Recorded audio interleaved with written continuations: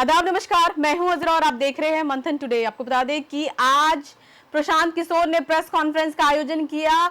जिस तरह से एनडीए की जीत और प्रशांत किशोर मतलब जनसुराज जीरो पे आउट हो चुके हैं और करारी हार के बाद आज पहली बार उन्होंने मीडिया से रूबरू किया है और उन्होंने मीडिया के सवालों को जवाब भी दिया है। और आपको बता दें कि एनडीए पर उन्होंने सीधा निशाना साधा है और इलेक्शन कमीशन, चुनाव आयोग पे भी उन्होंने निशाना साधा है। इन्हीं सब संदर्भ में हम बात करेंगे। हमारे साथ हमारे सहयोगी मनोज नारायण सिंह है। बहुत बहुत स्वागत है आपका।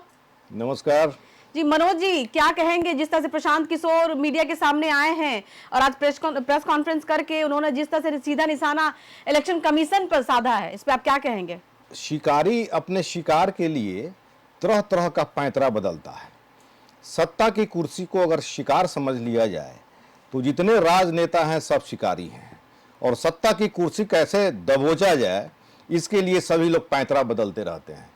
प्रशांत किशोर ने भी आज पैंतरा बदल दिया। चुनाव परिणाम बता रहा है कि प्रशांत किशोर के 99% सीटों पर जमानत जब्त हो गई। चुनाव का जैसे ही तापमान बढ़ना शुरू हुआ, उनका जो लेवल था वो घटना शुरू हो गया, ऐसा दिख रहा। शुरू में तो बहुत काफी स्मार्टली चले थे, लोगों का हुजूम भी चल रहा था, लेकिन चुनावी तापमान जैसे जैसे बढ़ता गया वैसे वैसे उनका, चूंकि सब लोग हवाई जहाज से सब लोग कर रहा था ना, आइए कार से कर रहे थे, ऑन रोड कर रहे थे, तो एक तरह से कहा जाए तो एक तो हेलीकॉप्टर का भी अलग क्रेज होता है ग्रामीण क्षेत्रों में, खैर वो अलग बात है। तो इनका आज आप बोल रहे हैं हेलीकॉप्टर, लेकिन प्रशांत किशोर का कहना है कि जिस तरह से बिहार में गरीबी है तो वो गरीबी को साधते हुए उन्होंने पैदल यात्रा जो बोला था, जनसभा को संबोधित कर रहे थे, जिस तरह से पैदल यात्रा उन्होंने निकाला हुआ था।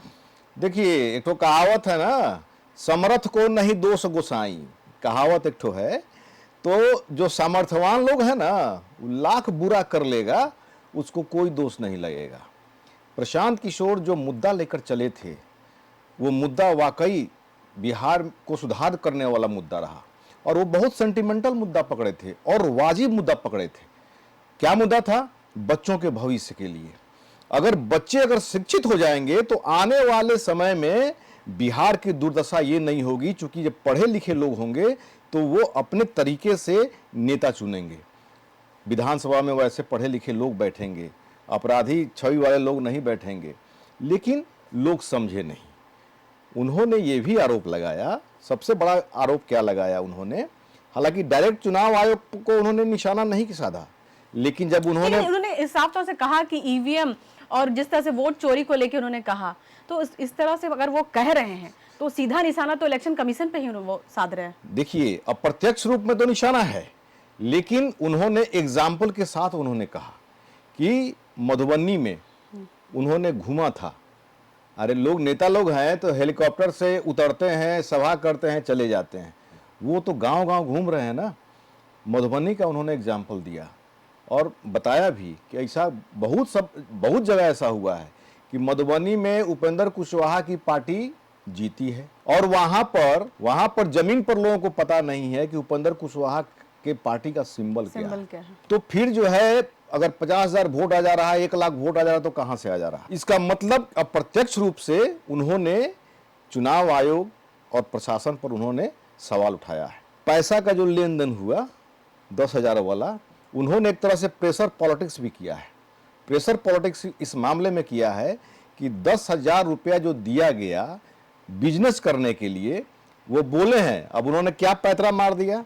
पहले तो पैतरा मारा था कि 25 सीट से ये सवाल भी आपसे रहेगा। 25, जिस तरह से उन्होंने कहा था कि अगर नीतीश कुमार को 25 सीट भी आ जाए तो वो अगर संन्यास ले लेंगे, तो क्या ऐसा है? अब जब उनसे मीडिया कर्मी जब पूछ रहे हैं कि क्या आप संन्यास लेंगे, तो वो कहते हैं कि हम राजनीति में कौन से पोस्ट पे जो हम संन्यास लेंगे। प्रशांत किशोर ने साफ तौर पे जो उन्होंने कहा है कि कहीं ना कहीं मैनिपुलेट किया गया है लोगों को। अगर जेन्युइन वोट होता तो नीतीश कुमार 25 से कम पर सिमट जाते, लेकिन यहाँ पर वोट बैंक को एक्सेलरेट कर दिया गया। मतलब कि 10,000 रुपया दिया गया और 2 लाख, सिर्फ 10,000 की बात नहीं कर रहे हैं, वो 10,000 रुपया दिया गया पहला किस्त के मामले में। पहले 1,90,000 अभी भी बचा हुआ है लोगों को देने का जी। तो नहीं, 10,000, 2 लाख रुपया देना है, तो ये इनका साफ तौर पे प्रेशर है सरकार पर कि 6 महीना में आपको 2 लाख रुपया देना है। अगर 1.5 करोड़ परिवार को आप दे दीजिएगा, 2.5 करोड़ परिवार है, 1.5 करोड़ अगर लोगों को दे दीजिएगा तो ऐसे ही बहुत सारा गरीबी दूर हो जाएगी, पलायन दूर हो जाएगा। 2 लाख रुपया एक परिवार को मिल जाएगा बिजनेस करने के लिए, तो बिजनेस करेगा अपना, तो पलायन भी खत्म होगा, गरीबी भी खत्म होगा। और उन्होंने बजाता है कि नंबर जारी कर दिया, जारी किया क्या कि अगर 6 महीने में नहीं मिलता है तो आप लोग हमसे संपर्क करिए, जन सुराज की टीम से संपर्क करिए। उसके बाद जो है फिर नया जो है पैतराबाजी इनका शुरू होगा। आपको क्या लगता है कि प्रशांत किशोर को राजनीति छोड़ देनी चाहिए पूरी तरह से? नहीं तो चुप हुआ होगा जो उनकी पार्टी को एक भी सीट नहीं आया। एक सबसे बड़ी बात है कि उन्होंने सारा श्रेय अपने माथे पे लिया है कि कहीं ना कहीं मैं लोगों को, जनता को, पब्लिक को मैं समझाने में असमर्थ रहा। जिस तरह से प्रशांत किशोर ने साफ तौर से कहा, सबका चिन्ह के बारे में बताया उनको, लेकिन शॉकिंग उनको लग रहा है कि एलजेपीआर मतलब चिराग पासवान की पार्टी का जो है और हम पार्टी और उपेंद्र कुशवाहा के उनका सिंबल कोई लोग जानता ही नहीं है।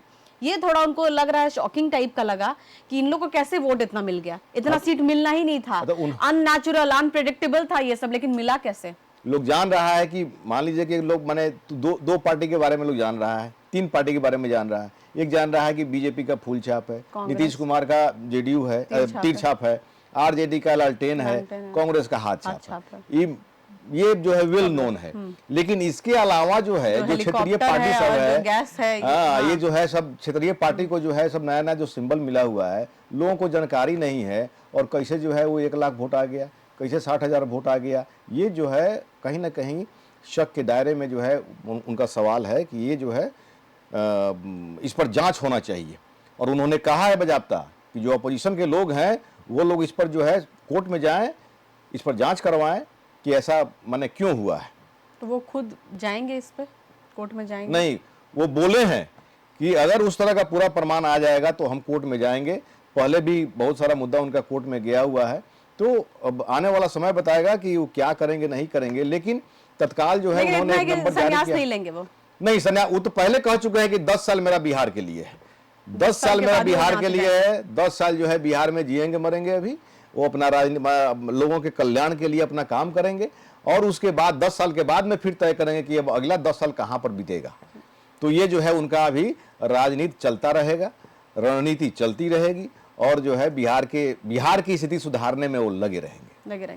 चलिए मनोज जी, बहुत बहुत शुक्रिया आपका, आपने बहुत बेबाकी से सारी बात कही और इन्होंने साफ तौर से कहा कि प्रशांत किशोर 10 साल तक बिहार में ही रहेंगे, उसके बाद ये अगला जगह डिसाइड करेंगे कि कौन से राज्य जाना है। फिलहाल के लिए इतना ही। देश विदेश की ताजा खबरों को देखने के लिए देखते रहिए मंथन टुडे। अगर आपने हमारे चैनल को सब्सक्राइब नहीं किया है तो अभी करें, लाइक करें, शेयर करें, फॉलो करें और गोदी मीडिया के प्रकोप से बचना है और ऐसी निष्पक्ष पत्रकारिता देखना देखते रहे मंथन टुडे। शुक्रिया।